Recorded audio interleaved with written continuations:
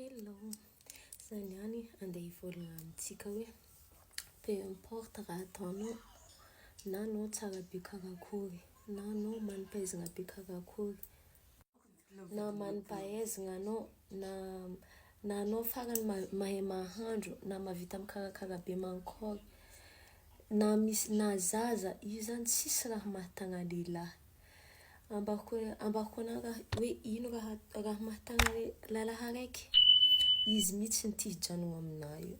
Tant que hoe izy tsy izy le olo tia tant que hoe izy tsy tia hijanona, na ino raha ataonao, na ino raha ataonao, izy tsy mijanona. Anao na izy ka tonga agny ana, anasa kapila, anasa vilagny, ahandro, agnino, agnadio tragno, tsisy raha tsy ataonao, ko tsy ana le olo eritreretiny, ana tsy alainy.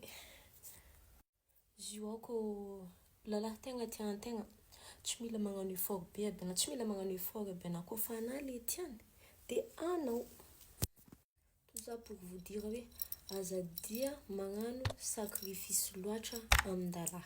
Azadia magnano loatra za. Zany ndraiky tsy mivolagna hoe aza magnano mihitsy, fa aza hoe zah io i-geste zah beky mbô tiany na mianatra be mankory na ino raha zany aza atao hoe ho an'olo raha agnanaovana raha karaha regny.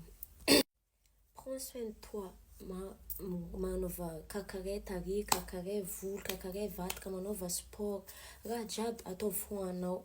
Le raha tianao ataon'ny olo miaraka aminao aminao, anavatantegna mihitsy magnanaova izy aminao. Mandehana restaurant anao raiky, mandehana magnano activité anao raiky. Aza midépendre amin'ologno, aza midépendre amin'ny za tsy midépendre amin'ologno fa magnano raha tianao atao. Fehiny, zaza tsy mahatagna lalahy hatsaragna tsy mahatagna lalahy fahaizana mandro tsy mahatagna lalahy fahaizana miboaka tsy mahatagna lalahy tsisy raha mahatagna lalahy izy fogna tompony décision nazy na tsy magnano na tsisy raha ataonao aby ko fa ana le olo tiany, ana le olo eritreretiny de anao. Zay bonne journée fa andiasa zao.